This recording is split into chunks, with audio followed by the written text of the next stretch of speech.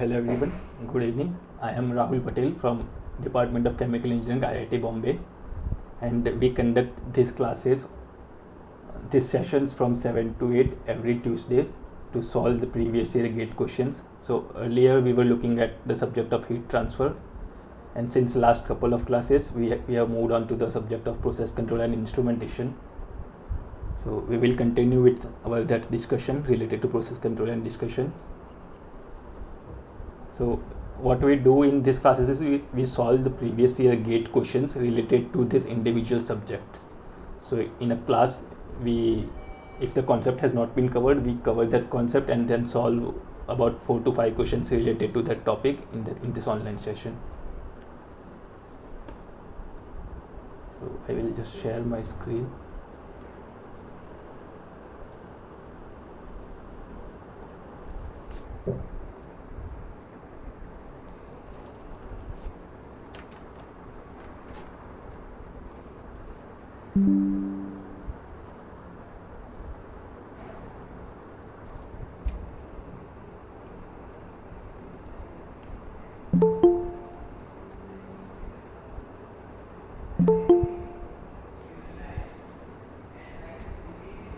We will start the discussion in a couple of minutes.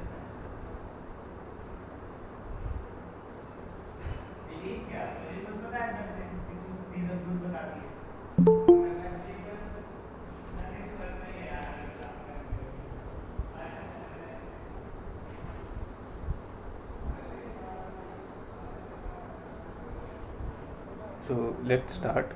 In our previous classes related to this process control and instrumentation, we had covered the basics of this subject, that is process modeling, and later on we will be covering the control part. So we started with this modeling of first order system. So we studied the characteristics of first order system, and then we are now taking a look at the second order process, and we also covered the basics of the second order process and solved a couple of questions related to it. So just to revise and summarize our previous few classes, so we were studying this second order process, and in general a second order process is a process that can be modeled by the second order differential equation, which is of the form of this. So we can model any of this process, any of the process that can be modeled using this second order differential equation, we call it as second order process.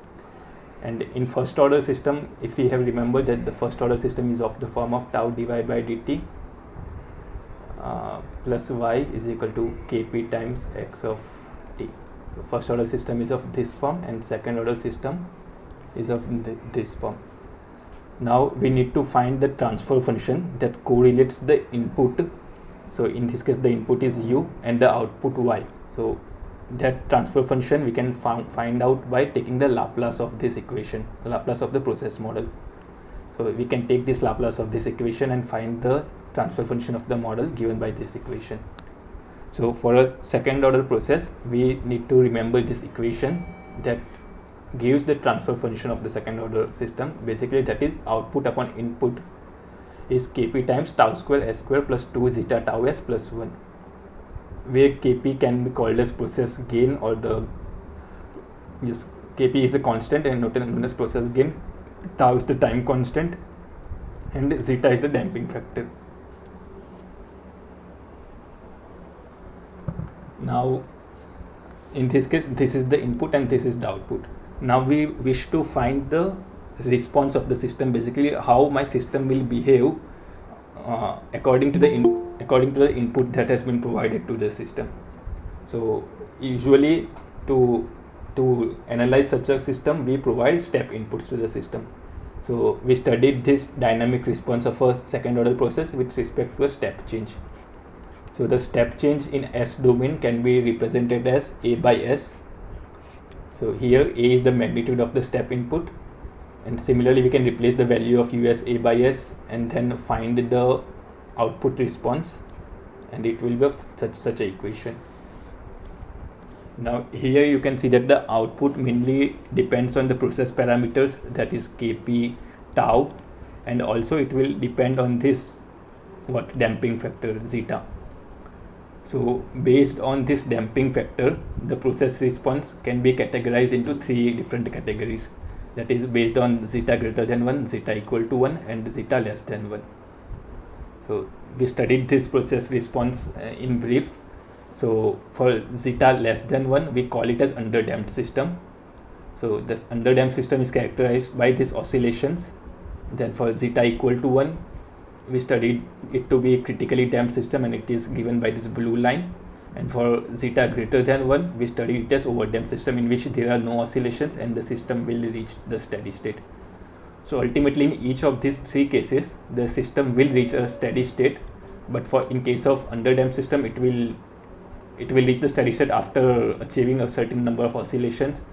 Similarly in overdamped and critical damped system, it will straight away reach the steady state, but the time taken by both the system to reach the steady state will be different and will be dependent on zeta and the other process parameters. So similarly, based on this output equation and this plot obtained corresponding to zeta less than 1, we can define few of these characteristics of this response.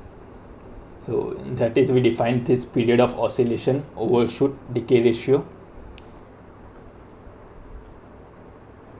So let's say if I am having,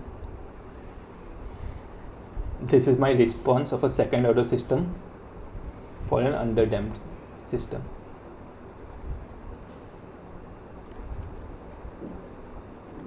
Then we can define this time period of oscillations as the time taken by, so over the y-axis is y and this x-axis is time, y is my output. So we define this period of oscillation as time taken by the system to achieve or reach 2 successive peaks or these bottoms. Okay, so either time taken by the system to reach this 2 point or this 2 point. So both of this time taken will be same.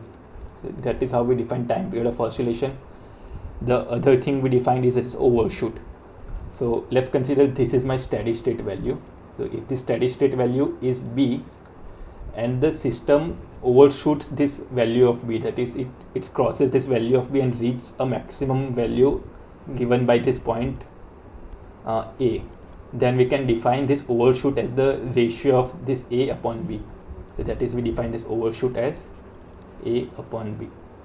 Basically it characterizes how much my system will go above the steady state value, how much maximum value will it achieve. That is characterized by overshoot.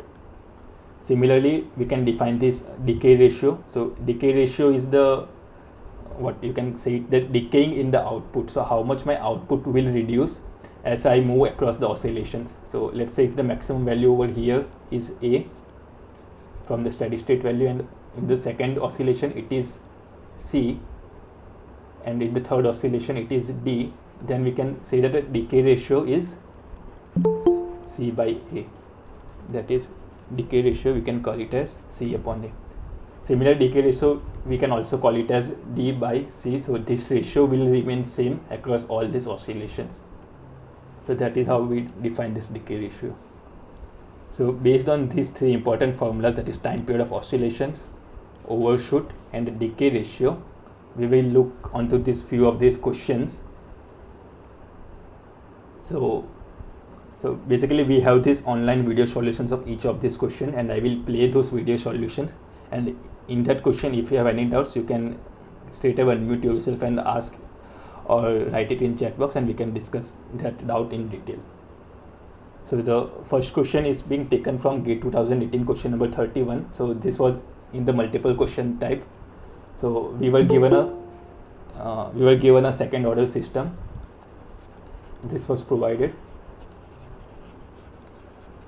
and the question says the decay ratio for a system having complex conjugate poles as dash and dash is. So for this given second order system, we have been provided this complex conjugate poles and have been asked to find the decay ratio in this question. So I hope the question is clear. So we will take a look on the video solution of this question.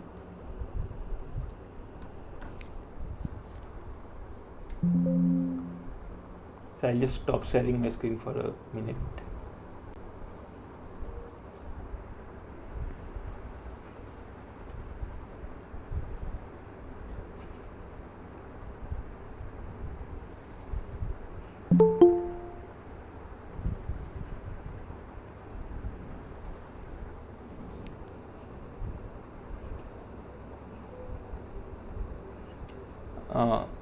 Let me know if the voice is not audible or for the video, if any problem is occurring. I will just play the solution.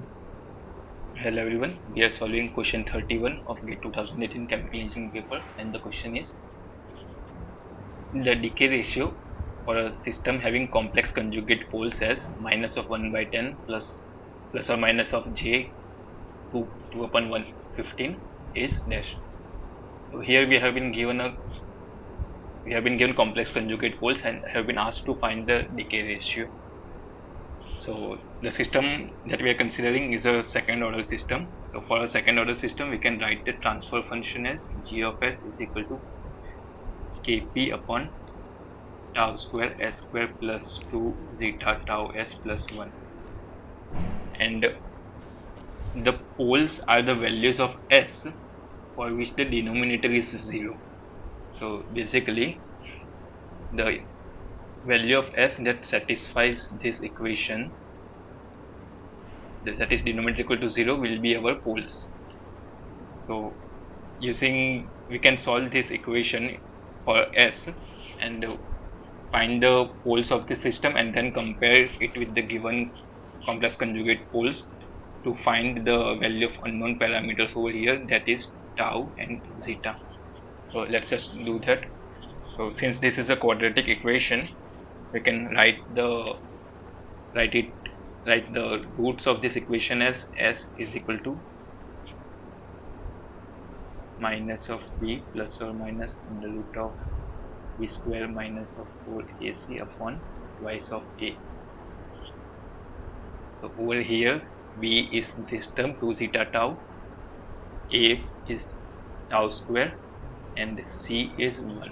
Let's just replace those values to find the roots of this equation. So this will become 2 zeta tau plus or minus of under root of b square will become 4 zeta square tau square minus of 4, a is tau square, and c was 1 upon twice tau square.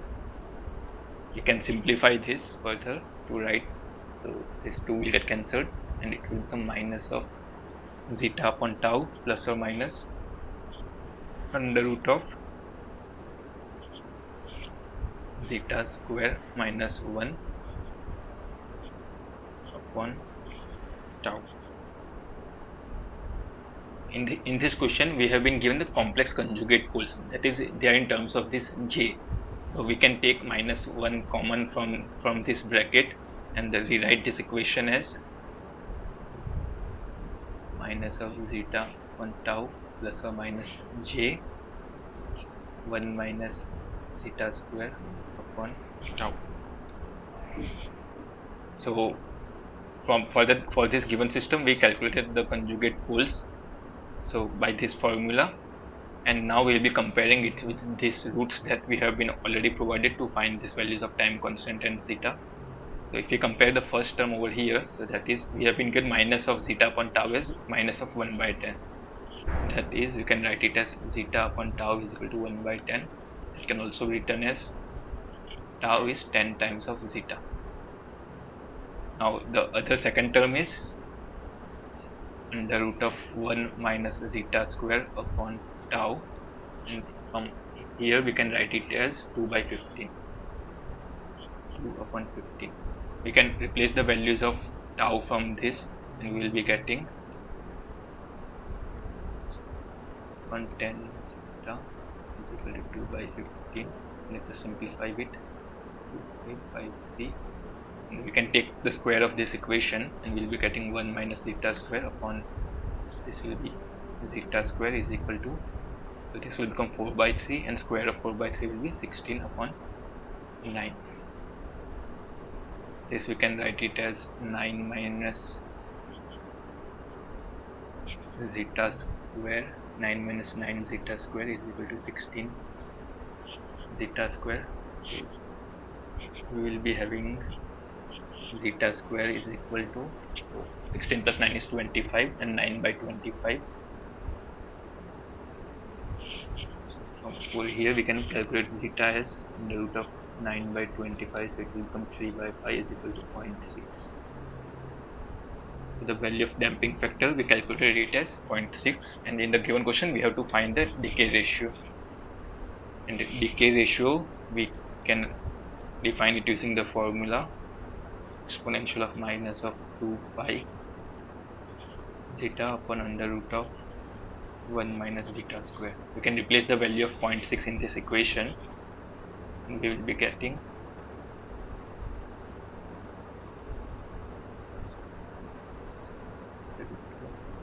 1 minus 0.6 whole square. So this will become exponential of minus of 4.71,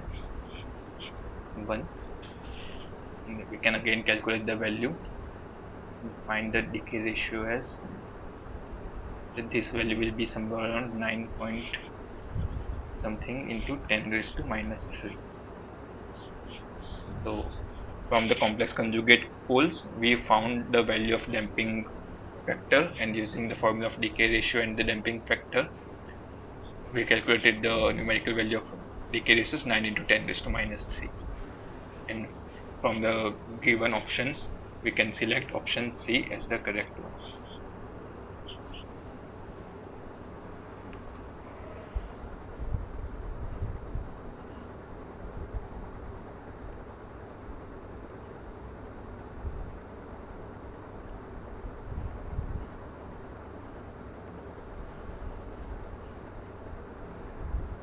So we looked at this question number 31 involving the calculation of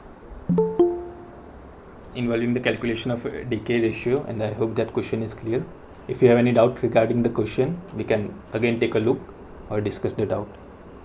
Do you have any questions, or else we can move on to the next question?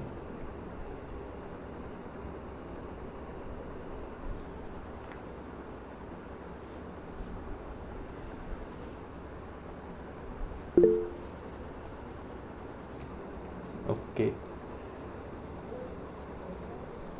So just a few points that you need to remember. That is, the first one is what are the poles of the system. So the poles of the systems are defined as the roots of the denominator in case of transfer function.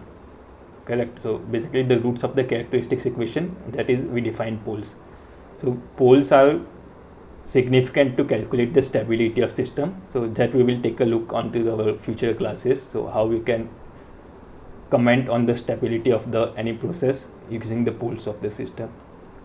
So once we calculate these poles of the system for the second order system, then we have to equate it to the given poles and then calculate the parameters zeta and tau, and ultimately using the formula for decay ratio we have to calculate the numerical value of decay ratio. So the next question again related to the same second order transfer function and the use of all this time period of oscillation, decay ratio and overshoot is from question number 53 of grade 2021. and the question is, a process has a transfer function given by this equation. Initially the process is at a steady state with x equal to 0.4 and y equal to 100 at time t equal to 0. If a step change in x is given from 0.4 to 0.5, the maximum value of y that will be observed before it reaches the new steady state. So in this question we have been given a step change of, let's say, magnitude 0.1, and corresponding to that step change we have to find the new steady state of the system. So I hope the question is clear. So for this given transfer function we will solve this question. So let's again take a look at the video solution.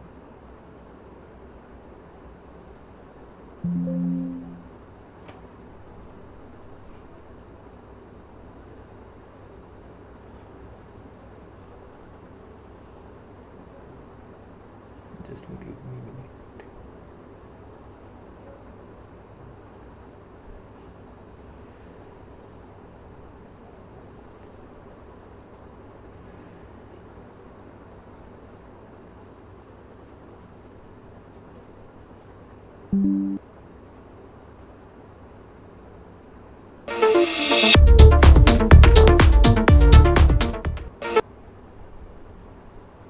Hello everyone. 9000 90. I'll just keep reading the question and straight away. If a step change in the, so here we have been given a second order system, second order transfer function in the given question.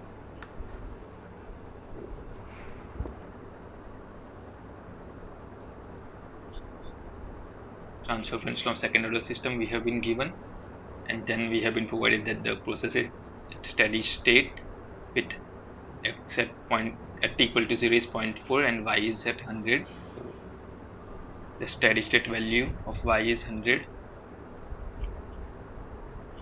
and x is 0.4, and then we are introducing a step change of from 0.4 to 0.5. So we are changing this as 0.5. Then we have to find the maximum value of y. So for a second order system, if we have to see the response corresponding to this step change, we can draw the plot as like this. Let's just consider this as 0. So in general this can be, so it will increase up to some point. No, not like this.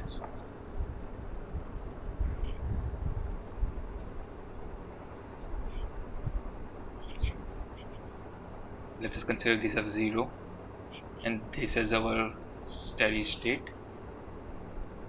So it will start from 0, keep on increasing until a fixed point. So this will be the maximum value. From over here it will again decrease, reach a minimum value, then in such a manner it will keep on oscillating, and at some time it will reach a steady state. So in this given question we have to find this maximum value, and this entire thing is y max. We have to find this. So first of all we will compare this equation, that is g of s is equal to 20 upon 90,000 s square plus 240 s plus 1 with the general transfer function equation, that is kp upon tau square s square plus 2 zeta tau s plus 1 to find the parameters of the system, that is tau and zeta. Once we have that, then we can calculate the, let's say we can calculate this value, and from the formula of the overshoot or decay ratio, then later on we can calculate this value also, and then we can just add both of these terms to find the maximum value. So let's do that. So comparing both of this, we can see that tau square is 90,000. So from that we will get tau as 300. Then the second term is 240 is equal to 2 zeta tau. From over here we will get zeta as 240 upon 2 into 300.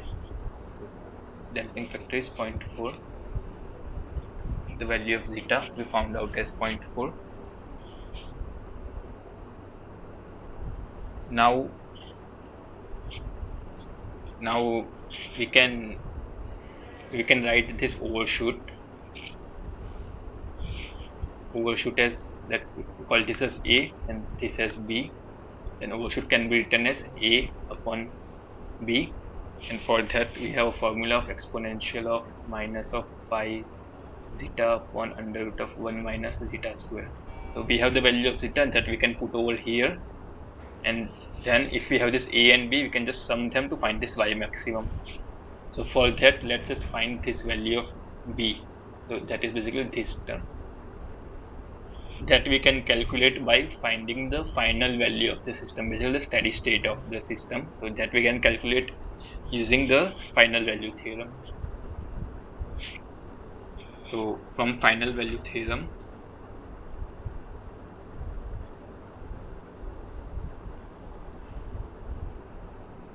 we can write the B, basically this entire magnitude B, as limit s tends to 0 s into y of s. Y of s we can write it as g of s into x of s. Now in the given question we can see that we are providing the step change in x from 0.4 to 0.5. So basically the magnitude of the step change is 0.1. So that is, we can write xs as 0.1 upon s, and we have the value of g of s. So we will replace the value of xs gs in this equation to find the value of b. So it will become b is equal to limit s tends to 0 s into transfer function 20 upon 90,000 s square plus 240 s plus 1 into xs is 0.1 into s. So we'll get cancelled out, and we can put the value of s as 0 in this equation, and we will be getting 20 into 0.1 upon 90,000 into 0 plus 240 into 0 plus 1. So this will be b. This will be 2.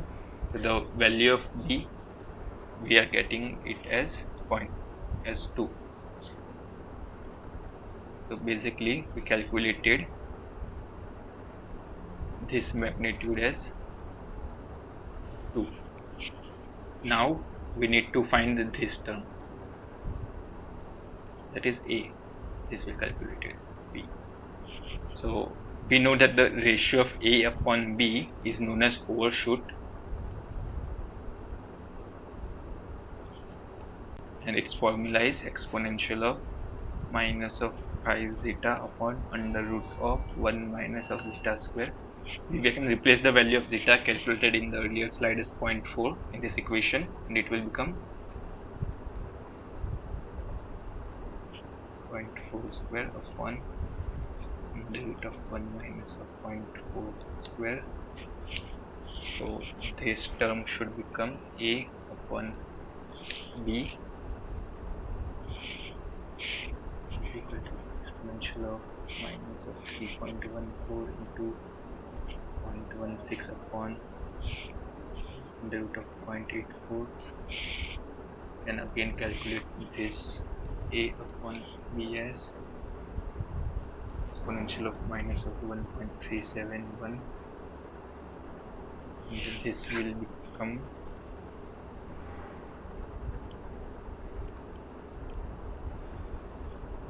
somewhere around 0.254.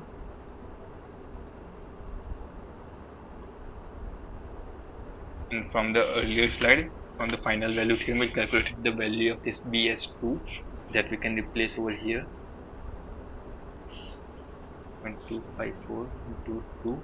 So we will be getting the value of a as 0.508. So we have the value of a as 0.508.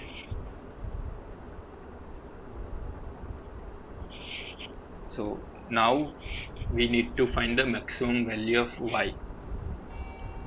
So in this plot we are starting the system from over 0. So that is, we are considering the deviation variables. So that is basically y of t is equal to y of t minus of y of s. So this is ys, this is our steady state value of this given question. We have been given as 100. So this is 100, and this is the value at maximum value that we need to calculate. So the maximum value from the given plot was this a, yt will be a plus b. So this is the maximum value.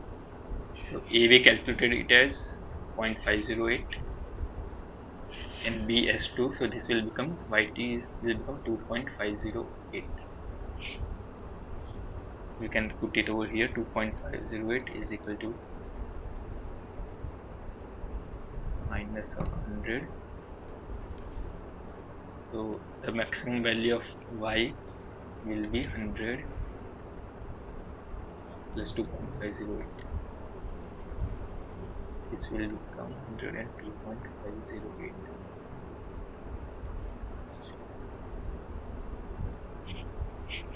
So we will report the final answer as 102.5.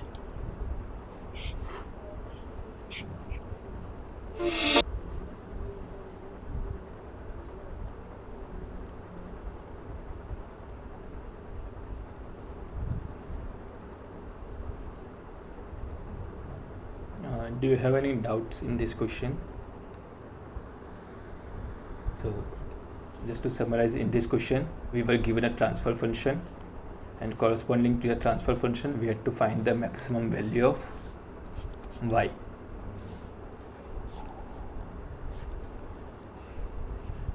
Basically we had to find this value, and in order to calculate this value we first calculated the steady state value using the final value theorem, that is b. Then using the formula of overshoot we calculate the ratio of a upon b, where a is this term, and using that the maximum value was a plus b, and then we just added it to our steady state value of 100 to find this value.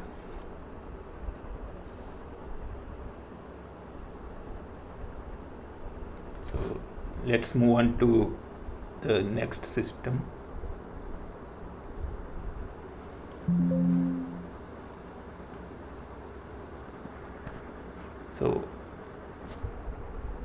So the subject that we are covering is process control and instrumentation. So the first part that we looked onto this system was process modeling.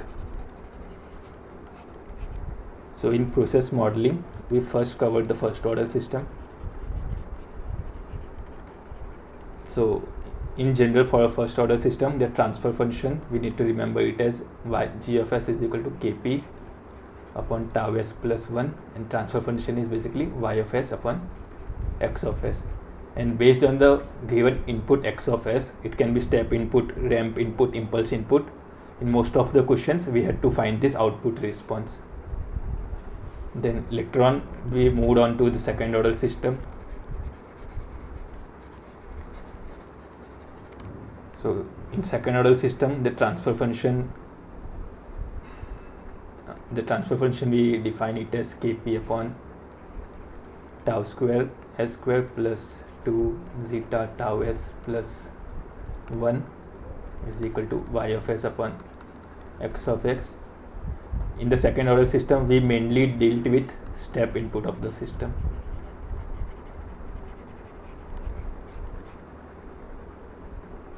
and corresponding to the response of this system, corresponding to this step input, we defined a few of these cases, that is the overdamped system, critically damped system, and underdamped system. So most of the systems are of kind underdamped system, that is they won't reach the steady state value straight away. It will reach the steady state value after a few of these oscillations. So we studied these characteristics of this underdamped system, that is basically time period of oscillation, the overshoot and the decay ratio. So that is what we have covered till date in process modeling. So now we will look onto how we can represent the higher order system. Okay, so over here right now we are considering an example of two first order system in series. Similarly, we can have multiple first order system in series, or we can approximate any system using the first order using a series combination of first order system. That is how we will represent the higher order system. So let's say we are having two processes, this P1 and P2, that are of first order, and they are connected in series, and the transfer function of the first order, let's just call it as Kp1 upon, let's just call it as K1 upon tau 1 s plus 1, and for this second process, if we call it as K2 upon tau 2 s plus 1, then the overall transfer function of this system in series, we can write it using this boundary. So if this is my boundary, then the output in this case is V3 and input is V1. So we can write the transfer function as V3 upon V1. Now to find an analytical expression of this transfer function, we can simply expand this V3 upon V1 as V3 upon V2 into V2 upon V1. So basically these two are same term, but now we can plug this individual transfer function GP1 and GP2 in this equation. So V3 upon V2, from over here we can see that V3 upon V2 will be the transfer function of the second process, and similarly V2 upon V1 will be the transfer function of this first process. So that is, we can write this as GP1 into GP2. We can replace the equation of this transfer function as K1 upon tau 1 s plus 1 into K2 upon tau 2 s plus 1. We can simplify this further.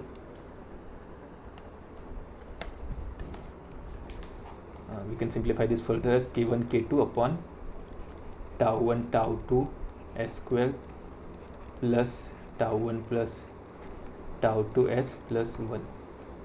So let's just call this tau 1 tau 2 s tau square. Similarly, tau 1 plus tau 2s to zeta tau, and K1 K2 as Kp. So basically for this entire system we are defining these parameters, and we can write the transfer function of this entire system as Kp upon tau square s square plus 2 zeta tau s plus 1. So over here we saw that how you can represent multiple systems using this first order system and then find the transfer function corresponding to this. So in this case we were having two first order systems in series, so we found out the transfer function to be of the second order system. Similarly, if we have more than two or higher order systems in series, then we can calculate the transfer function similarly and then analyze the results.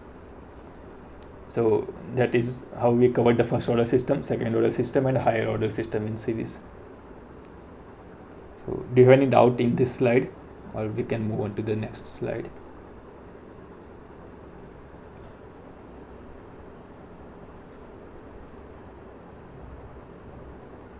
So now we are done with this process modeling, and now let's look how we can represent each of this system using this block diagram representation.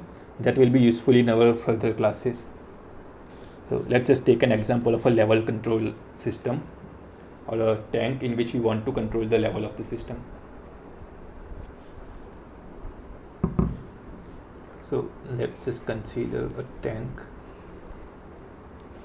Tank is filled with fluid, and the height until which the fluid has been filled, let's just call it as h. Now we are giving an input to the system, F in, and then there is output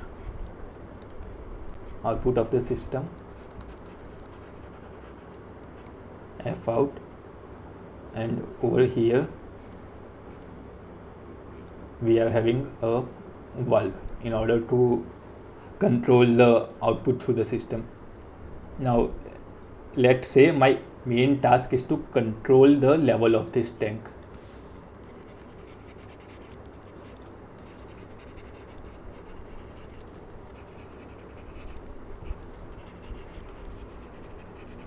So what are the ways in which I can control the level of the tank?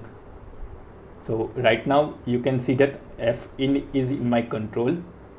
So let's say if the tank level has dropped below this, let's say consider HS as a steady state. If it has dropped below this HS, then I can simply increase the flow rate, and then my tank will again come back to this level of HS. So one input is F in. Similarly, I can also control the system via closing or opening of this valve. So if the level of this tank has increased beyond HS, then I can open this valve and let the water flow and control this tank. So similarly, I can control the tank level of the tank using these inputs F in and F out. So these are basically the inputs to my system. Similarly, there can be other external disturbances which can affect the level of the tank. So such as, let's just consider atmospheric pressure can also play the role in this level of the tank. Or what if a foreign particle gets dropped in this tank? Let's say if stone is falling in, then also the level can increase. So all such external disturbance we denote it by D, and the input of this system we can denote it by U. And our main task, that is to control the level of the tank, we control the level of tank as Y. So the level of the tank we are calling it as Y. So if I have to draw an open loop system, so by open loop system I mean that whatever my output is, I will be measuring it, but I won't be using that information to control the system. So basically I will be just manipulating my inputs to control the system. That is my open loop system. Basically any kind of measurements won't be happening. So in order to represent that, we can replace this entire process as from the transfer function. So if the transfer function of this process is GP, so I can replace it as a block of GP, and the input I can call it as, I am feeding the input U, and the output I can call it as Y. So now let's say I also want to incorporate these disturbances. So these disturbances will ultimately affect my output of the system. So I can just use a calculation or the summation over here, and then introduce the transfer function of the disturbance. So this GD will govern how my disturbance or the magnitude of disturbance will affect the output of the system.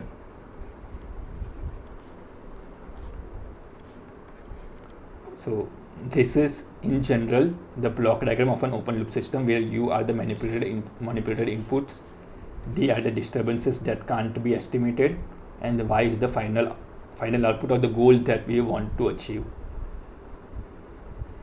So here, let's just, if we call this as Y1 and this as Y2, then the final output of the system we can write it as Y is equal to Y1 plus Y2. Now Y1 we can write it in terms of this transfer function GP and the input U as, so this GP over here, GP we can write it as Y1 upon U. Similarly, for disturbance we can write it as Y2 upon D. So from this y1 we can write it as gp into u, that is we can write it as gp into u. Similarly y2 we can write it as disturbance into gd. So this is we are getting the output of the system for this open loop system. So this diagram that we are drawing, or this schematic that we are drawing for this real system, is known as block diagram of the system. So in this block diagram we represent this transfer function using this rectangular blocks, and then there are this summation term where individual nodes can be mixed, and then we denote this input and the output using the simple y and u. So this is the general representation of the block diagram.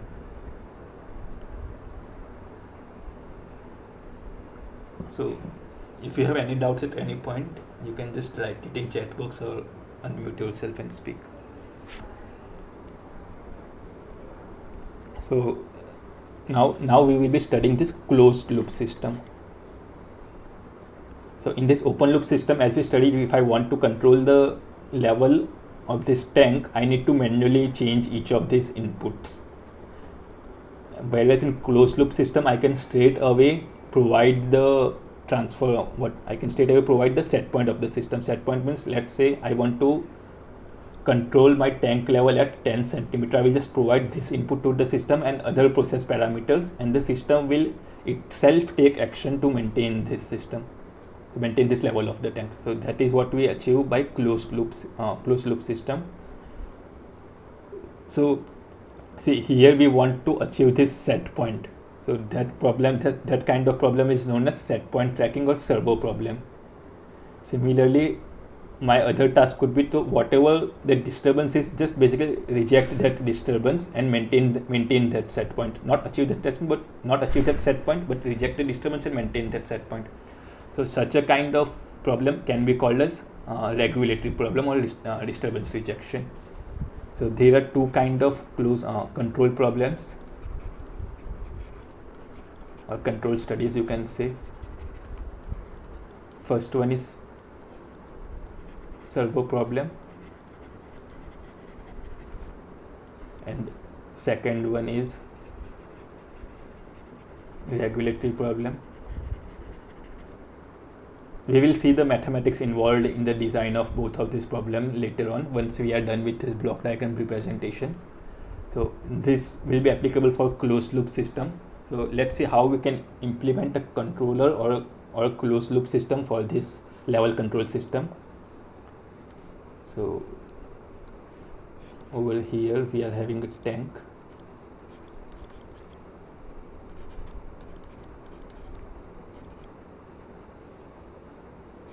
This is the valve used to control the exit of the system. This is my input to the system, F in. Now let's say I have a set point to be provided, that is YSP. So the set point is the level that needs to be maintained in this tank. So this Y is my set point, and I should design a controller system such that I can maintain the level of this tank according to this set point. So the first thing that I need to do is to measure this tank height. So only if I measure this tank height, then I can know how much should I control the exit or the inlet. Okay, so the first thing that we want to do is use an level indicator or an instrument to measure the height of the system. So that is, we are denoting this as level indicator. Now the second thing is, how will I control the output? How will I control the level or the output of the system? So for that we are using this control valve. So this control valve over here, we call it as LC or level controller, and this you can call it as control valve or actuator, that will facilitate to control the level of the tank. This is an actuator.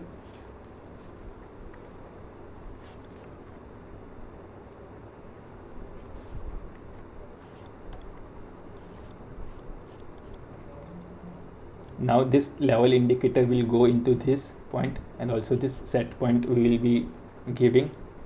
So basically this YSP and the actual level of the system will be compared. On the basis of that, we will be calculating an error term, and that will be fed to this level controller. And on the basis of this error, how much deviation is between the set point and this level indicator, we will be taking the control action. So this is the level control example or the schematic of this level control system. So now we will represent the same using the block diagram representation. So over here you can see a few of these important terms. First is this control valve. The second important block is this level controller. Then we have this process of the system. So this process of the system, we usually call it as GP. This control valve, we can call it as GV, and this controller, whatever controller we are using, we call it as G. So these are the in general representation: GP, GV, and G. And this measurement, we can call it as GM. So basically, corresponding to this each of this instrument, we will be having a transfer function.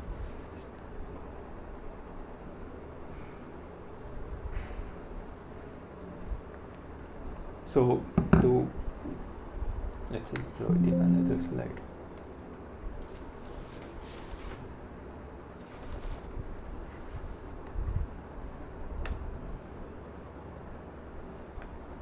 So for the given level control system,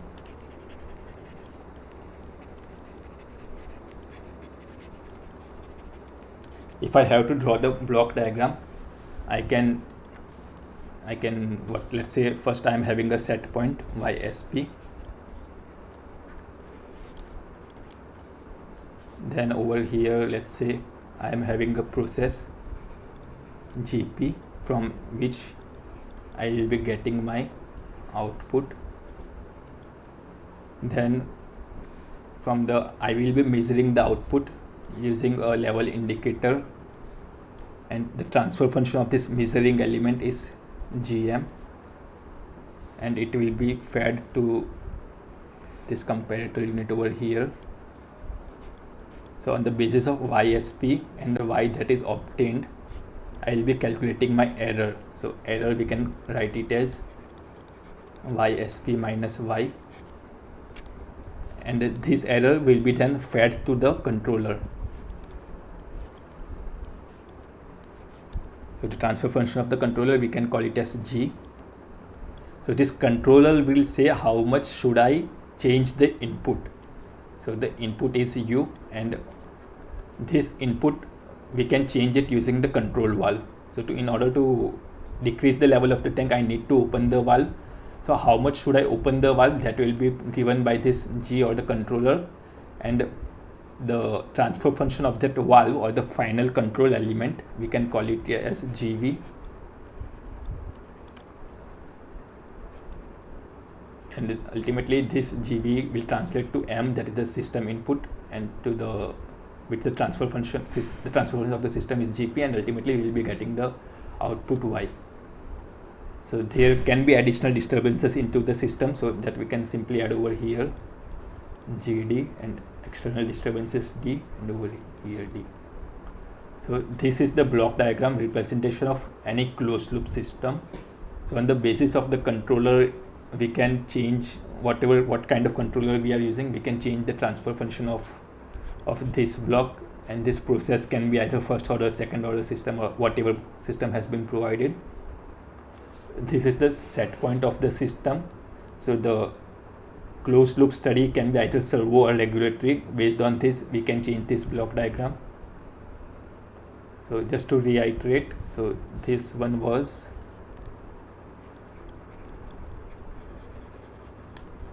controller transfer function, this is control valve transfer function, or you can write it as final control element.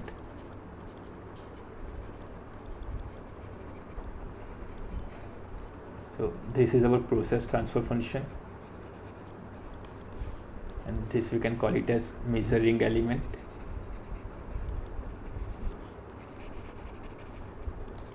And these are my input to the system. and this is the output to the system. So if we had to divide this entire block diagram, so we can slice the diagram from over here. So this entire part involving GE, GV, GM is related to this closed loop control.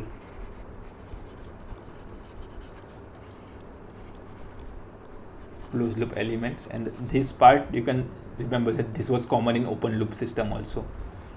So this part corresponds to this open loop system.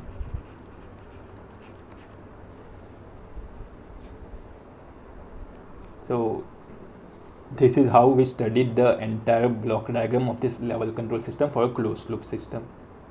So this is the same diagram. So over here, if I am having G, GV, GP,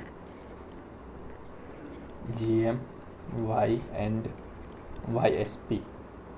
Now if I want to find the transfer function of this system, basically Y upon YSP, then I can write it as, so see, one point to remember, I want to find the transfer function between this point and this point. So I will just straight away trace this line, and whatever blocks I am getting in this line, I will straight away multiply this. Basically the transfer function of the open loop system we are considering. Right now we are not considering this feedback. So the numerator will be multiplication of G, this was GV, okay. So G into GV into process is GP, and in denominator we will be having 1 plus, now we will be considering the closed loop, so whatever block are coming in this diagram, so that will be equal to G, GV, GP, and this was GM. So this is the transfer function of any closed loop system. So for the closed loop system, you can simply remember this GS is G, GV, GP upon 1 plus G, GV, GM and GP. You can also, I think, write this as G open loop upon 1 plus G open loop. So this is how we can find the transfer function of this closed loop system. So over here we had taken a look on this feedback control system. So similarly, we call this system as feedback because we are measuring this output and again giving it back to the system to take the manipulative or the control action. That is why we call it as feedback control system. Similarly, we have this feed forward control system, and that we will cover it in our next class. So in the next class, we will be taking a look into this comparative study of feed forward control, feedback control, and what kind of controllers we can use, how to comment on the stability of the system, that is the stability analysis using the root criteria. Then we will, in the future classes, we will look into this frequency response analysis and the Bode plot. So if you have any doubt in today's class, you can write it in chat box, or else we can end today's session.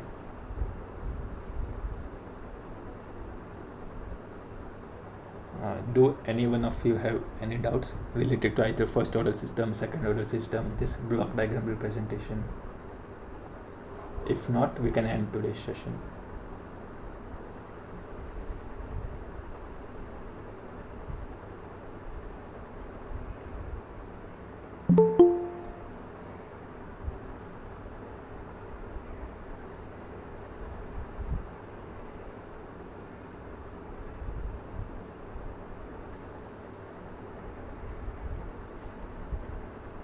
Okay, so I think we can end today's session. Thank you everyone for joining, and I'm hoping that you will join the future classes also.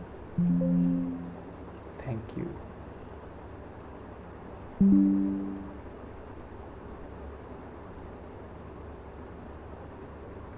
Bye everyone.